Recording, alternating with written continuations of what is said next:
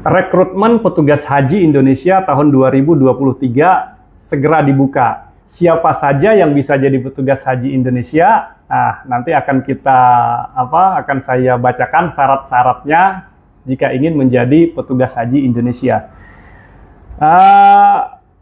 Akan dibuka itu pada tanggal 7 sampai pendaftaran akan dibuka pada tanggal 7 sampai 17 Desember 2023. Nah, perlu diketahui bahwa ke depan itu para petugas haji Indonesia itu harus melek digital. Karena ke depan sepertinya arahnya pemerintahan Saudi itu sudah digitalisasi semua. Nah, jadi nanti proses pendaftaran petugas haji Indonesia itu berlangsung pada tanggal 7 sampai 17 Desember 2023. Nah, nanti proses seleksi ini itu berjenjang, mulai dari kabupaten kota, nanti itu akan ada mengikuti namanya seleksi CAT. CAT itu tes seperti tes CPNS gitu, tes berbasis komputer gitulah gitu kan. Nanti hasilnya CAT itu tingkat kabupaten kota itu akan digelar pada tanggal 21 Desember. Hasilnya mereka yang lolos pada tingkat kabupaten kota ini nanti akan diseleksi lagi pada tingkat provinsi. Jadi tesnya itu berjenjang dari kabupaten kota, kemudian lolos ikut yang provinsi. Nah, di provinsi ini tesnya itu bukan tes CAT saja. Selain dari tes CAT ada juga tes wawancara. Hasil seleksi dari ujian dari tingkat provinsi ini diumumkan pada tanggal 11 Januari nanti. Nah, persyaratannya apa aja sih gitu kan kalau ingin menjadi petugas haji Indonesia? Ini saya bacakan syarat umumnya dulu. Syarat umumnya itu ini dia: warga negara Indonesia, beragama Islam, berbadan sehat, laki-laki atau perempuan, tidak dalam keadaan hamil, berkomitmen dalam pelayanan jamaah, memiliki integritas, kredibilitas, rekam jejak yang baik, dan mampu mengoperasikan Microsoft Office dan aplikasi pelaporan PPIH berbasis Android atau iOS, dibuktikan dengan surat pernyataan. Nah, ini syarat umumnya. Ada juga syarat khususnya. Syarat khususnya itu tergantung mau jadi petugas apa. Kalau mau jadi petugas kloter, nah ini kalau mau jadi petugas kloter, itu syarat khususnya yang pertama pegawai ASN Kementerian Agama. Jadi kalau mau jadi petugas kloter itu hanya bisa untuk ASN. Kalau non ASN nggak bisa. Berusia paling rendah 30 tahun dan paling tinggi 58 tahun pada saat mendaftar. Memahami fikih manasik dan alur perjalanan haji. Memiliki kemampuan memimpin atau leadership, koordinasi dan komunikasi.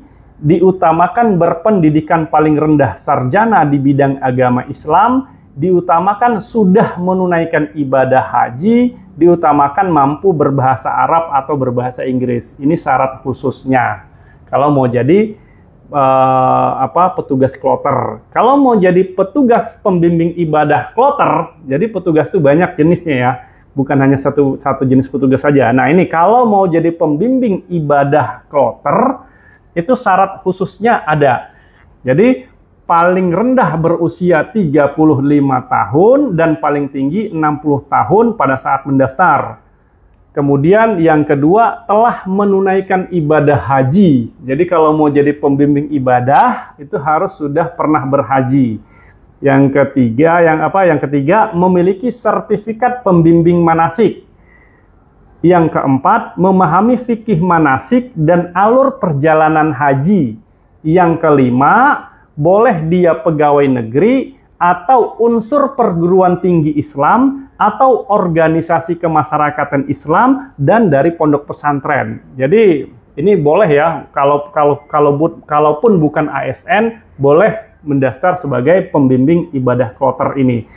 Yang ke-6, berkomitmen melaksanakan tugas bimbingan manasik kepada jamaah haji pra keberangkatan dibuktikan dengan surat pernyataan. Jadi nanti bikin pernyataan bahwa siap melaksanakan tugas sebagai pembimbing manasik kepada jamaah haji sebelum berangkat.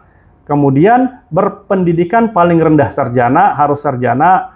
Kemudian diutamakan mampu berbahasa Arab dan atau berbahasa Inggris. Nah, ini untuk pembimbing petugas pembimbing ibadah kloter. Kemudian kalau mau jadi petugas di Arab Saudinya. Nah, kalau mau jadi petugas di Arab Saudi,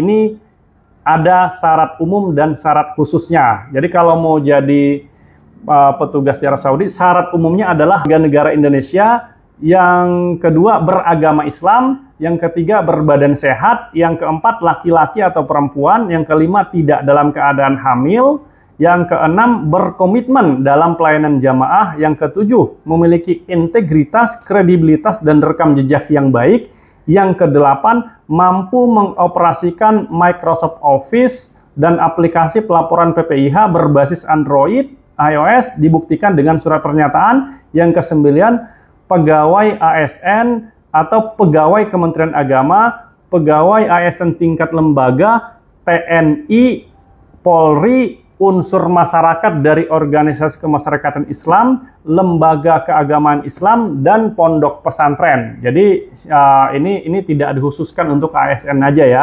Boleh itu ASN boleh, TNI boleh, Polri boleh, unsur masyarakat pun boleh, tapi dari organisasi kemasyarakatan Islam, dari ormas Islam, kemudian atau dari lembaga keagamaan Islam, atau dari pondok pesantren. Yang penting ada unsur-unsur Islamnya gitu.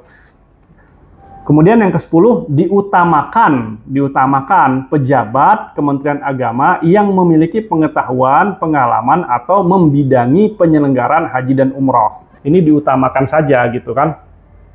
Kemudian syarat khususnya usia paling tinggi 57 tahun. Nah, syarat khususnya ini, jadi ada petugas apa dulu nih? Kalau petugas pelaksanaan akomodasi